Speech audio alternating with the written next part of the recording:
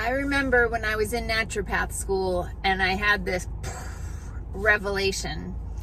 It went along the lines of, oh crap, I'm gonna need to learn how to cook.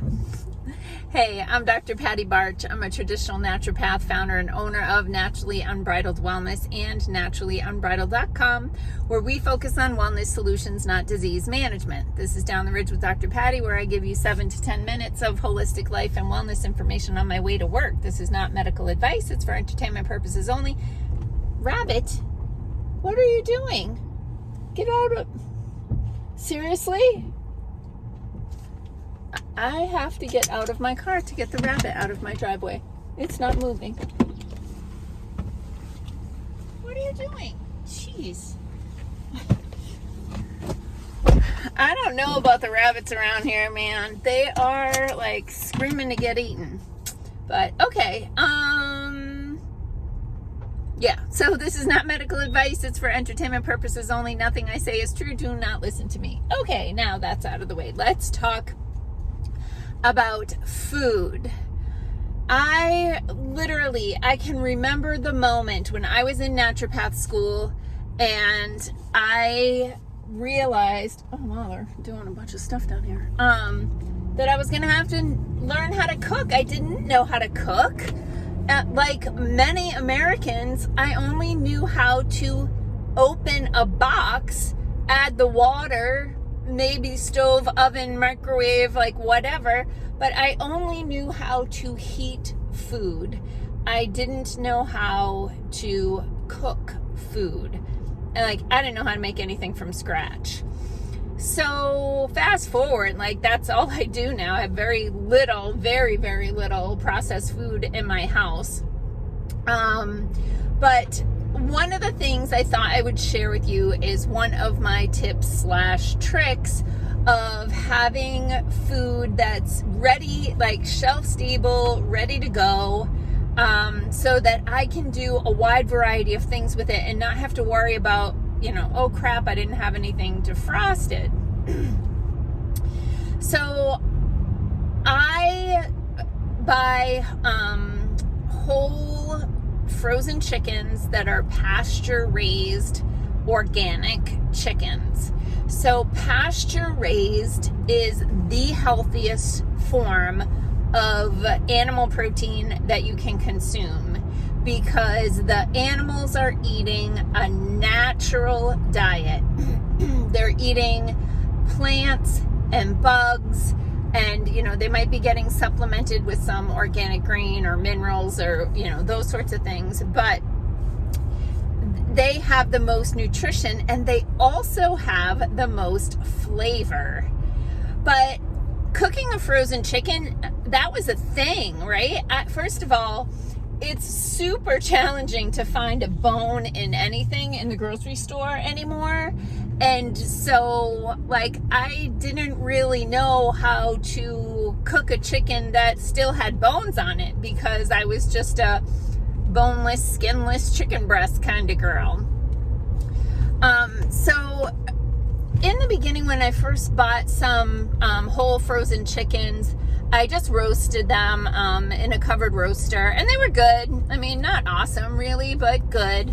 But the thing I found to be the best for me, not only for ease of cooking, but also for flavor, is to cook and can chickens.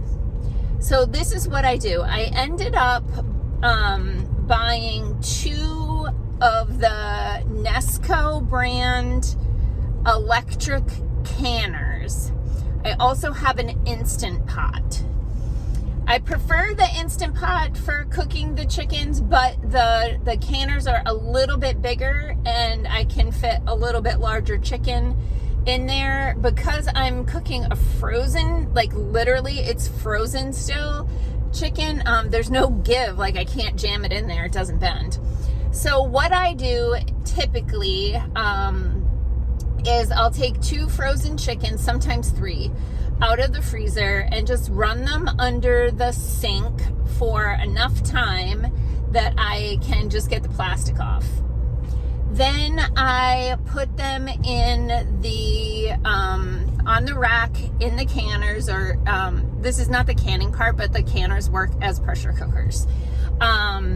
So I put them in the pressure cookers, and typically it only calls for about a cup of water, but I want it to make some extra broth, so I might actually put maybe a quart of water in there. And then I'm just gonna throw some seasoning on the top. I got some turkey seasoning on clearance after Thanksgiving, and you know, turkey seasoning, poultry seasoning, whatever. So I use that a lot. It's organic, and I just like sprinkle a bunch of that on the chicken. And then depending on the size of the chicken, I pressure cook it for about 2 hours. If it's a smaller chicken, it might be about 75 minutes. A larger chicken's going to be closer to 2 hours. And then I just let it naturally depressurize. Once the pressure has come down, I'll open the lids and let them cool off a little bit. And then I'll just take them out and set them on the counter so they can cool off enough that I can take the meat off with my hands. So then when they're cool enough, I pick off all the meat and I put it into quart canning jars. And typically I can put half a chicken per quart. I mean, I could really jam it in there, but it's just me and my husband, so I don't need to have like a ton of meat available for any given meal. So I usually put about half a chicken per quart, and I'll mix up the light meat and the dark meat in there. Oh, look out, baby bunny. And then I will take the broth, the juices from the canner or the pressure cooker, and I pour it into the quart canning jars to cover all the meat. Then I have done like seasoned meat before, but I don't like, I canned barbecue chicken, but I'm never doing that again for a couple reasons. One is it limits what I can do with that chicken, and two, it just changed the texture. It kind of dried out the meat actually. But when I cook it this way, where I pour the broth in, and then if you know canning at all, you just take a paper towel or a cloth with some vinegar, wipe the rim, put the flat lid on, put the ring on, and then follow the canning directions. And for quarts, I can for 90 minutes. And then for pints, it's 75 minutes. I have started doing more pints because, again, it's just my husband and me. So sometimes I don't need all the chicken, like a half a chicken for one given meal. But one of the great things about having this chicken ready is I can put together a dish super fast. So I can use that chicken just right off the shelf, strain it out, and then put it on a salad. Or like yesterday, I made chicken salad. I had cooked some stuff in the oven. I threw some bacon in the oven. That's my new favorite way to cook bacon without dealing with all the splashes and all of that. Chopped up the bacon, put it in with the chicken, added some chopped walnuts, chopped celery, chopped herbs off my tower garden, and some chopped apple, threw in some avocado mayonnaise, mixed that up. That's my chicken salad. That's my lunch for this week. This chicken is so tender and so flavorful. It's like rotisserie chicken, except rotisserie chickens have a lot of chemicals in them in most cases.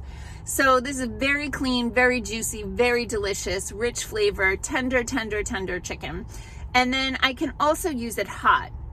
So I've just thrown together casseroles where I just open the jars, again, run it through a strainer, just throw the chicken in there, might break it up or chop it up. But it's ready to go. There's no chemicals in it. I don't have to worry about thawing it because it's stable on the shelf, and it is tender and delicious. So I really encourage people to, learn how to can food. You can learn for free on the internet. I really love the Nesco digital pressure canner that is just electric, because it's so much easier than a stovetop pressure canner, and it's almost like you can't screw it up. And it does only do small batches. That's the downside, but you can go to bed and it'll be all set by the time you wake up in the morning. So I really love that thing, and I'm excited to eat my lunch today. So peace out, peeps. Have a healthy day. Share your favorite chicken ideas.